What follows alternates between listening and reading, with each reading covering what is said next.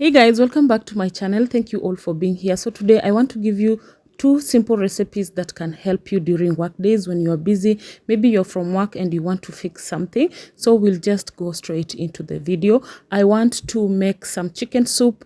This cold season calls for chicken soup, and to make chicken soup you need some free range chicken, that is the organic chicken. So I'm going to bisect it and then I'm going to wash it. After that I'll slow cook it in my pot for like 1 to 2 hours on low heat until it gives very rich flavors to our broth. Whenever I'm making some chicken soup from organic chicken, I prefer not to use any spices. I always use only salt, because if you use spices you are altering the flavors and it won't be providing the medicinal factors that you will require whenever you're treating a cold using the chicken soup. And I love slow cooking it because it releases all the flavors that you want into the broth. Hence, you can still use the meat that is left. I'm done washing the chicken, so I'm going to use this pot to boil the chicken. I'm adding a little bit of the sea salt and also some hot water, and then I'll put it on my gas to cook because I've already run out of charcoal, so I decided to use the gas. And then I have some whole wheat flour. This whole wheat flour is meant for bread, but I'm going to sieve it because it has a lot of fiber that I really don't like. If I do use that too much fiber, my stomach get irritated, so I'm going to sieve it, and then after that you'll see what I'll ever thought of making bread without using yeast. That is very much possible because there is a natural way that you can make your bread without having to use the yeast. So we shall be fermenting this flour. That is why I'm sieving it first, and then I'll be adding it into a container. I could have used a glass jar, but the glass jars that I have, they have the lid that is metallic and it rusts on the process of fermenting this dough over here. So I've added some warm water. I'm using warm water. I'm going to mix this until all the lumps disappear, and then I'll cover it. Whenever I'm covering it, I don't cover it like I don't seal it. I just let some spaces to breathe so that the fermentation cannot just pop out. But I'll be feeding it every day. Like if I ferment it today, I'll open it tomorrow, feed it until the bacteria is very much active, or the culture. That is when I'll be able to use it. That will take like a week. Yeah, a week or 7 days. I will be fermenting this in a dark place because that is where the fermentation takes the process very fast. And then I'm trying to remove the foam from the chicken broth so that we can have very clean broth over here. I also have some milk that I'm also boiling. These are from the ATM and it is very much organic. I'm skimming it, and then I'll be treating my kefir. I have talked before about the kefir. Kefir is a probiotic, and to get all the advantages of the kefir or the medicinal factors from the kefir, just ferment it for 7 days. That is when all the bacteria are active, and they are still active whenever you consume them until they reach your stomach, and they'll be of so much use instead of always using the supplements for probiotics. So I'm adding this into my gourd. Remember, whenever using a gourd is I think I love using a gourd because the gourd absorbs all the cholesterol. All the cholesterols go to the walls of the gourd. So after some time, I'll be washing it. I take like 3 weeks before I can wash the gourd. So I get rid of the cholesterol, and then we start the fermentation again. So I'm taking a break to take some lunch as I wait for the rest of the chicken to cook. So here, this is my fermented cabbage that I fermented days before. We've been using it as it fermented for 7 days, so I've been using it from the fridge. Also, I have some chicken. I want to make chicken rice. I did marinate this with some oil, garlic powder, and also some onion powder. I'm going to boil this for like, let's say 10 minutes. Yeah, 10 minutes. And then after that, I'll be frying it and then make some chicken one pot rice. Make some bread, but I really can't figure out the name at the moment, but I will take you along and tell you how we're going to make this bread. So this is cold water.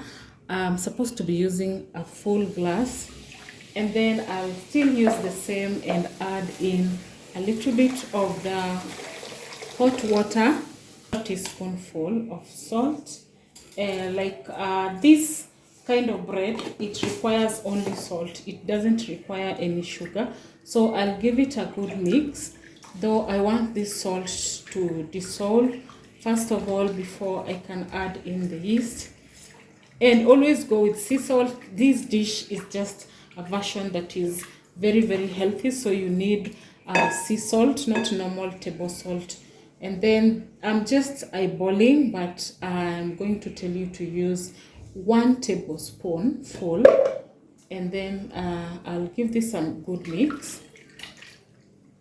This is instant yeast. It's not the yeast that I would want to proof, but sometimes I do that. But this time I just want to go direct and make everything. I use warm water, and this kind of bread requires olive oil. So just use olive oil, not any other oil. So I'll also give this a good mix. So this is the flour that I did sieve as I was fermenting the other dough. I want to use whole grain flour, whole wheat grain flour. So I'm adding a little by little. I'm not going to knead this dough until later when it has settled a little bit. So before I give it a good mix, I'm going to add in some baking soda. I love baking soda because it browns things so much. So I will be adding like I think a pinch, that's enough, and also assists in proofing.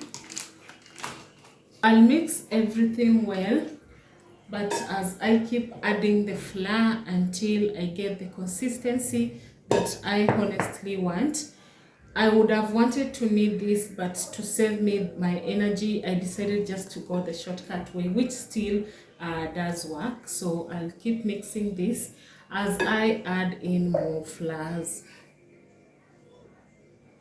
I want to use so many dried herbs inside here. So this is the rubbed sage, and this kind of bread goes well with a lot of dried herbs. I love using sage and some thyme and a little bit of tarragon. So I'm going to add those inside there. Don't overdo it. So this is thyme. I bought this thyme some time back, but I had to let it dry so that I can use it whenever I feel like I want to use anything that is any dish that requires dried herbs. So that is the amount of dried herbs that I've added inside there. So I'll continue mixing this until all the flours are invisible. That is when I'll tell you the next thing that we are going to do, but I will add more oil. I still have some oil somewhere. So I'll add more oil and then give it a good mix. So after I'm done kneading until there are no lumps, I'm going to cover this with a clean film, and then I will light the microwave. I'll put it inside the microwave, let it sit in the microwave for like 20 minutes. If you want to be quick with your breads, just put them in the microwave, put the light on, and that works better. After cooking the chicken for like 10 minutes, it's time to shallow fry it. I want to shallow fry all of it because these are just chicken thighs. I love chicken thighs because they have different flavor when it comes to the dish that I want to make. So I'll shallow fry them until they're golden brown. That is when I'll proceed to the next step.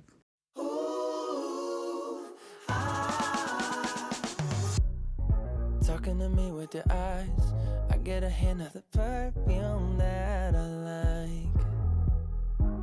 I would advise that you use medium heat whenever you're frying your chicken. Keep turning it from side to side so that you can get this nice golden crust on the outside. So we'll start now making the 1 pot chicken rice. We'll start by adding oil into the pot. I decided to use this pot. Lately, I love it so much because it has a wider mouth. So I'm going to add in some red onions. I'll stir these onions until they are a bit translucent. Yeah, just a bit translucent. That is when I'll be adding in the rest of the ingredients. I'm not going to brown it so much because if I keep browning it so much, it will end up burning. So I'm adding in a little bit of the salt. It's because we still have some salt on the chicken. I'm trying to balance the flavors when it comes to the rice because the rice doesn't have the the salt already. So this is curry powder that I'm adding. I've added like half teaspoonful, not half teaspoonful, but half 1 tablespoon of the curry powder. I'm going to mix that well until everything is nicely combined.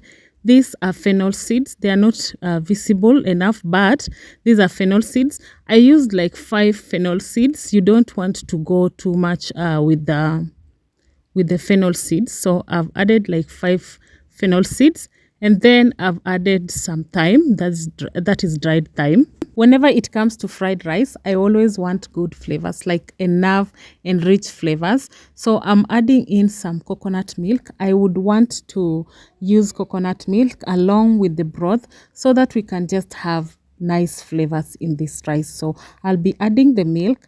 If you have cream, you can use the cream. Just add some water into the cream, mix it well so that you can get enough of the coconut milk. So I'll mix this well until everything is nicely combined. Like the coconut milk would get the flavors of all the ingredients that I've added inside there. And then after that, because this broth over here, let me call it a broth, because I've added the coconut milk, it's not enough, so I'm adding in a little bit of the water, and then I'll be adding in some broth. That is the chicken broth that I did save from the one I did boil, not the free range one, but this one that I've boiled. And then I've also added the other chicken broth from the free range one, just a little bit of it, so that we can get enough to cook the rice. So I'll give this a good mix, cover it, let it simmer for like 5 minutes. After 5 minutes, I'm going now to add in the rice. I have soaked rice. I have already soaked the rice. This is garam masala that I'm adding. So let me say I've added like a 1/4 teaspoonful. I will mix everything well until they are nicely incorporated. Then after that, I will be adding in some rice that I already soaked. Today, I'm using long grain basmati rice. I have already soaked the rice just to remove the excess starch and washed it like twice. So I'll be adding it in, mix everything well, let it simmer for like a second, and then I will be adding in the chicken that we've already fried. We shall let the chicken simmer also along with the rice.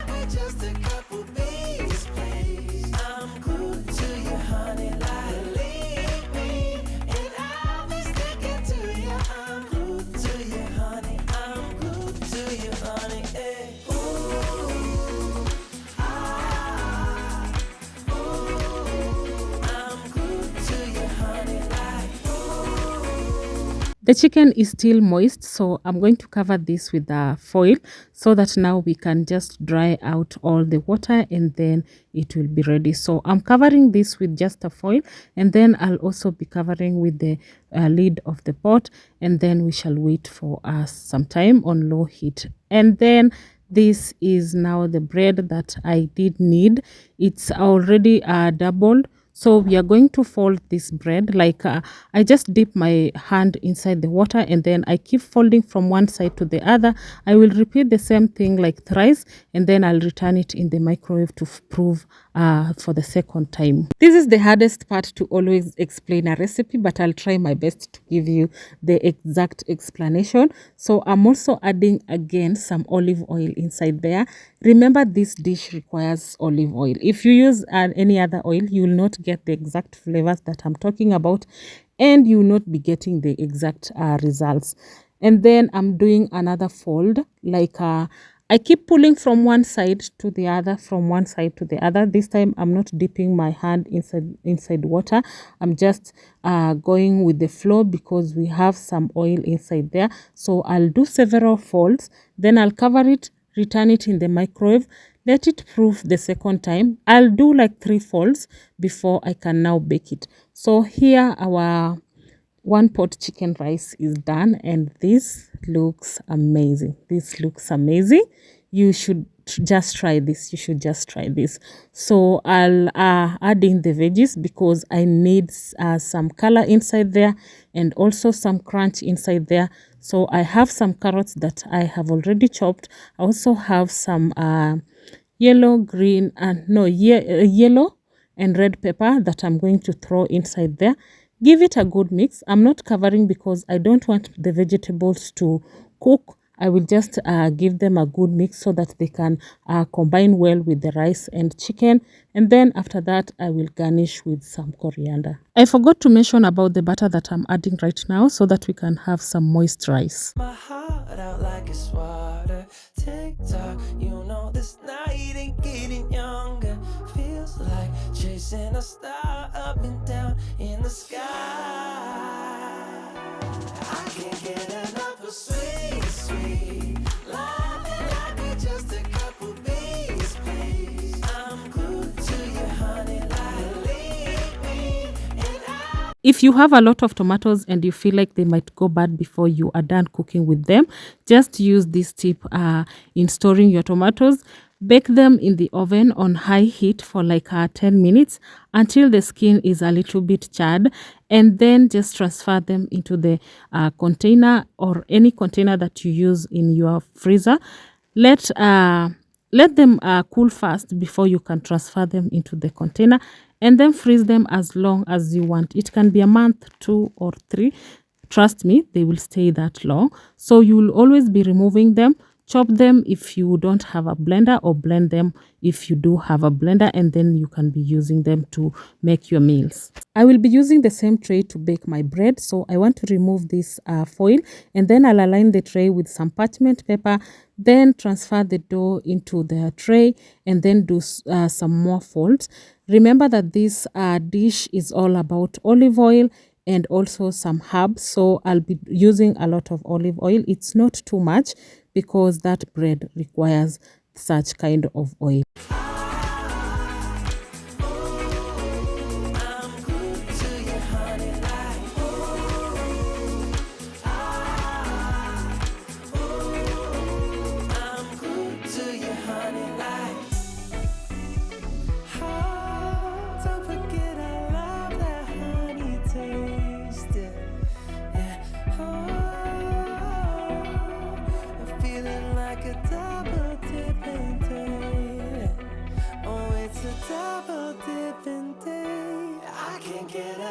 Sweet, sweet love, like we're just a couple bees, please. I'm glued to you, honey, like leave me and I'll be sticking to you. I'm glued to you, honey. I'm glued to you, honey. Hey. Ooh, ah, ooh, I'm glued to you, honey, like ooh, ah, ooh, I'm glued to you, honey, like. I'm going to punch that dough like that with my fingers, like I'm just dipping my fingers into the dough. And then after that, I'm going to drizzle some thyme. Those are dried thyme. And then I'll finish up with some salt, just a little bit of the salt, a little bit, like I used a pinch as I sprinkled all around the dough. And then I'll be baking this on low heat for like 10 minutes, but I'll keep monitoring it until it is golden brown. I can't get enough of sweet, sweet love, like we're just a couple bees, please. I'm glued. Whenever I'm sharing a recipe, I share it wholeheartedly. So if you get to try this one pot rice chicken, you will really love the flavors in there. And then the bread is done and it looks so good. This bread is only consumed with soups. You can consume it with the mushroom soup. You can consume it with chicken soup. I've drizzled a little bit of the olive oil so that it can soften a little bit, though the crust is not that hard or crunchy, but it's very, very soft. So I'm going to cut through it, and then we shall see the inside and have a look on the turnout of that bread. This bread is very delicious. It's there is nothing that surpasses this bread. There is no bread that can surpass this bread, and this bread, you can even take it with stews. Look at that. Look at how hollow and how nice it's baked. Look at the crust, the herbs in there. This tastes so amazing. If you also get to follow this recipe, you will enjoy the flavors from this bread. Try to follow this recipe and just use the right ingredients. You will love the flavors of this bread, and also you will love the flavors of the chicken broth. Brand new kind of life. At midnight, pouring my heart out like it's water. TikTok, you know this night ain't getting younger. Feels like chasing a star up and down in the sky. I can't get enough of sweet, sweet love. Like we're just a couple bees, please. I'm glued to you, honey, like leave me, and I'll be sticking to you. I'm glued to you. I want to make a few juices because I've gotten now the hand blender, and the juices that I want to make are some of the juices that we really do love. I want to use some avocado. I also have some mangoes. These are ripe mangoes. I have a lot of mangoes because we prefer having mango juices. And also this is dragon fruits. If you've ever eaten dragon fruit, you know it's so delicious. So we had eaten like half of it, and I only have this remaining. So I'll be using this to make the smoothie as well as part of our smoothie. I love dragon fruit. Like, it's so delicious. Some say it's blunt, it has no taste, but trust me, maybe you come across the ones that don't taste nice, but this does taste nice. So I got half because we had eaten some. So I want to start, and I think I'll start with the dragon fruit. You'll just see how I'm going to go about it.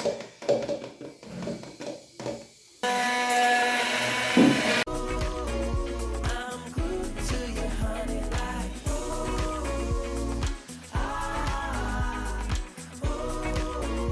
I'm glued to you, honey, like I'm walking around with a smile. You got me feeling like curfew after 9. Yeah, you're tearing it up with the style. You got me living a brand new kind of life. At midnight, pouring my heart out like it's water. TikTok, you know this night ain't getting younger. Feels like chasing a star up and down in the sky. I can't get enough of sweet, sweet love. Like we're just a couple bees, please. I'm glued to you, honey, like leave me, and I'll be sticking to you. I'm glued to you, honey. I'm glued to you, honey. Hey. Ooh, I'm glued to you, honey, like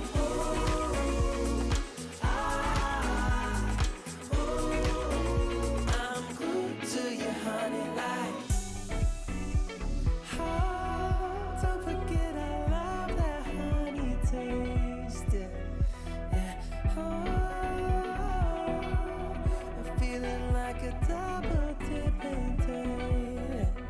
Oh, it's a double dipping day. I can't get enough of sweet, sweet love. Like we're just a couple bees, please. I'm glued to you, honey, like leave me, and I'll be sticking to you. I'm glued to you, honey. I'm glued to you, honey. Hey.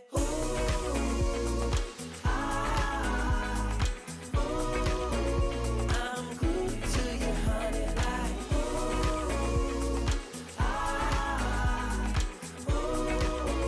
I'm glued to you, honey, like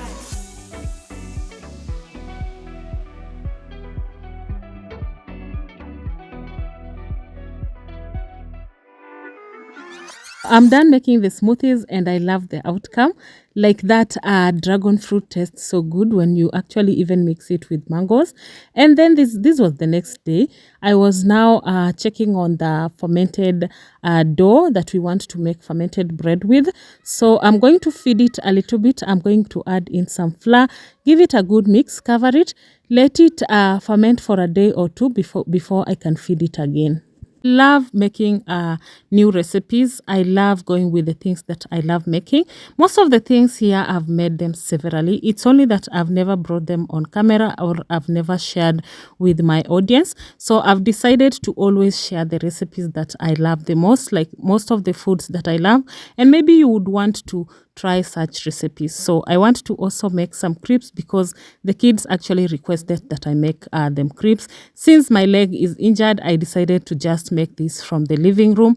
All these foods I've been just cooking them with my leg injured because sometimes I can't stay away from the kitchen. There are times that call for me to actually go into the kitchen. So I just use my crutches, get into the kitchen and just sit down and make them the meal. So we want to make the crepes. And we've already peeled the potatoes, not the tomatoes. I almost say the tomatoes. So we've already peeled the potatoes. I have used that thing over there that I have to create the small slices to make the crepes. And then I'm going to just align them on the towel. It's a clean towel. And then I'll just align another towel on top, suck in all the waters or all the moist, and then we shall be frying the crepes. Most times we spend a lot of money getting crepes from the supermarket or getting snacks from the supermarket. Most snacks that kids love going for are crepes.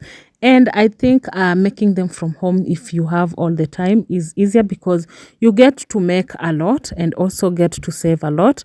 Now you just have to get the potatoes and take your time to actually make the crepes. The thing that I'm using to make the shapes of the crepes, I got it along with some pots that I got years back. So that is what I'm using to actually make these small shapes. So I've dried up the crepes. I want to make them.